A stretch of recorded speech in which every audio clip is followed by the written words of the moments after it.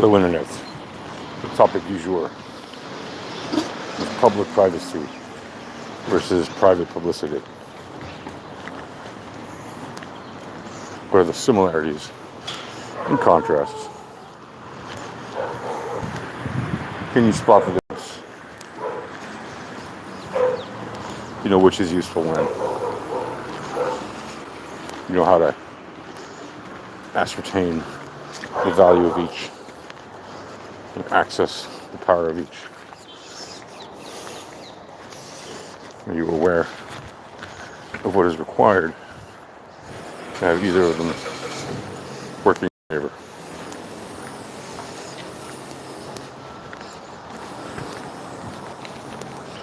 These are things you need to know, because these are things that people have to be aware of.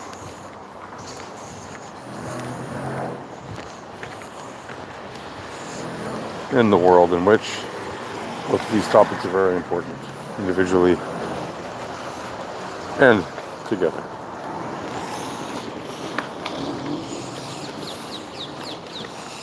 So, what exactly is public privacy? Well, briefly put, public privacy is the expectation of privacy in public, which, if you live in certain places, you will realize this does not exist. If you're in the United States or Great Britain or many other Western democracies where you have the freedom of press and the freedom of expression, you have the freedom to record things that are things that are outside, things that are in public spaces, right? You have the right to film or make audio recordings or make both, right, of what you see in any public space, from any public space, or generally what you see from any public space, even if what you're taking a picture of or recording of is inside of a private space that just happens to be visible or audible from a public space. Meaning, if you have a recording camera, video camera, phone, whatever, recording, you're standing in a square in a town and you're recording what's around you, and your camera happens to pan to where you see something happening inside of a house or a building, right? And that house or building or shop or office or whatever technically is a private space. If their windows are open and you can see through them, whatever you recorded through the windows is whatever you recorded through the windows, visible from a public space. That is fine. And you don't need to get anybody's permission to do that. However, get this. There are actually some countries, like France, which is a open Western democracy in theory, where the arts are heavily predominant in culture and society, and yet nevertheless, if you want to do such a simple thing as photograph somebody, let alone record them on video or audio, you need to get their approval, whether they're in a public space or a private space. Now, how can this be? Don't they have newscasters in French news that show people walking by in the streets? Surely they don't stop every single one of them and ask them all for permission. Right, and that's because in France, the press has a special certification of credentials that allows them to do this. So while they technically have a kind of a free press, it's not really a free press, in that not everyone can actually call themselves press unless they're actually certified press.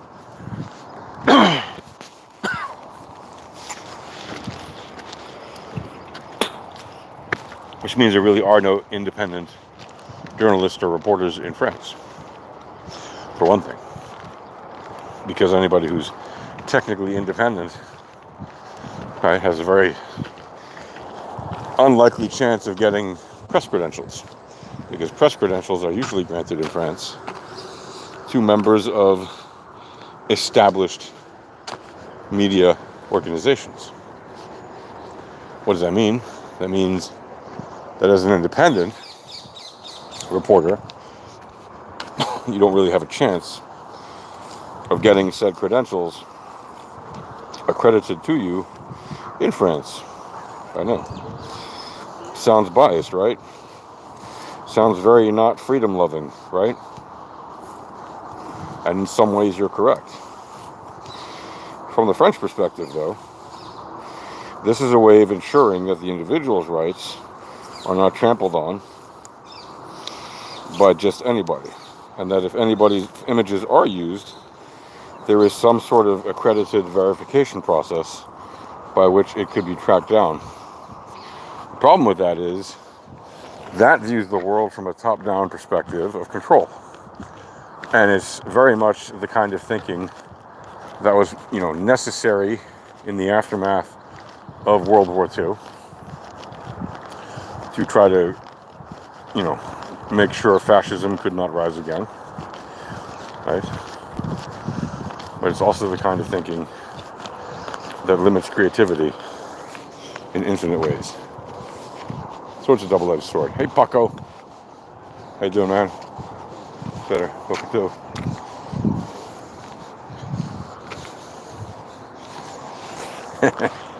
Such cuteness in the dog. Anyway. So, public privacy. So in countries like France, if you have your image rights, being shielded on the one hand from being recorded and used by anybody in a random video or something on YouTube. At the same time, credentialed media organizations are allowed to record whoever they want. Well, what does that mean about all the millions of people who have cameras and phones in France and are uploading YouTube videos and other videos? Are they getting the rights from every single person? No. It's one of these laws that is basically hardly ever noticed. Most people don't even know it exists. And the only time it usually comes up is when somebody has a problem with their image being used without their consent. So somebody will be real nitpicky, and, if they don't like that they're in a photograph or video, say, hey, you don't have the right to use my image. And technically, they may be right. It depends on the context. But generally speaking, they have the right to some basic level of expectation of privacy, even in public, in terms of their image being used. Now, their actions may still be public, but how do you record them? Let's get a verified media organization to do it. Well, how do you do that? If it takes 3 seconds for somebody to commit an action, or half a second, or a split second, yeah, how are you going to do that?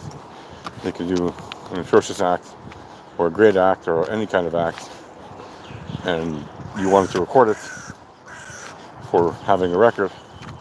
You can still record it, and then to be able to use it legally, you need to go through a long procedure, see if there's any legal merit with which to use it, etc. Now, what does that mean? Well, that means not all societies are equal. Okay? Not all democracies are the same. Not all liberal democracies are the same. And you'll say, well, but France is a socialist democracy. It's not really liberal.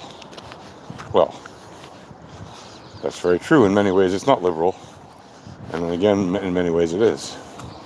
Culturally, it is actually very liberal in some ways. But when it comes to its government, it has had a very socialist kind of flavor to it for a number of decades, but not always. It's also had Republican flavors to it for some decades. Not all of the presidents that have been elected have been socialist leaning, and not all of the senators, for example, in France, yes, they have a Senate, have been left leaning, right? And they have a diversity, a plurality of parties and opinions, and it's a very open democracy. Yes, in general, their tendencies are to be a bit more socialist in, let's say, the United States. But it isn't socialism like, you know, like you'd be led to believe if you followed the words of the ignorants who don't really know what socialism even is. Right? It's like democracy plus social benefits, basically. Now, are all those benefits good? Well, arguable. Right? Some say yes, some say no. The point is, one of the facets of that democracy is the partial expectation of a right to privacy, a partial expectation of privacy, yea, even in public spaces. Anyway, that's one type of public privacy. What's another type of public privacy? Another type of public privacy is cryptocurrency, namely the open ledger system, right? Which is actually 3 ledgers or more. But anyway, the public ledger system of the blockchain, right? Bitcoin is a type of public privacy. If you don't tell anybody your wallet address, and you only receive to it through pseudonymous ways or anonymous ways, and nobody actually knows that it's your wallet, as long as you keep that information private, that is a type of public privacy, because everybody can see every transaction in and out of that wallet, yet they don't know who the owner is. Right? So as long as the transactions do not identify the owner of the wallet, then there's no way to know. And if you follow the very obvious logic, right, which even the founder of Satoshi suggested, which is, use one wallet per transaction, because there's no limit on the number of wallets you can create on the blockchain. Just have a different wallet for each transaction. Set up a different wallet, put the Bitcoin in there, and use it for that transaction, and you're done with it. As long as you do that, it's really difficult for anybody to determine whose wallet is whose. Of course, there are ways with blockchain forensics, analysis, etc. And, we are able to determine pretty much exactly who, is the owner of specific wallets. But the reason that we're able to do that is because the owners of the wallets are usually sloppy, and they don't actually take their privacy seriously. If they did, their wallets could just be as private as Satoshi's wallets. And you can bet your bottom dollar that there certainly are Bitcoin wallets out there whose privacy is, in fact, very secure and has not been compromised. And that's what I'll say about that, is you can have public privacy on a Bitcoin ledger. Now, what about private publicity? Well, that is a very long topic, and one I will tell you about next time. Stay tuned. Happy trading. Happy.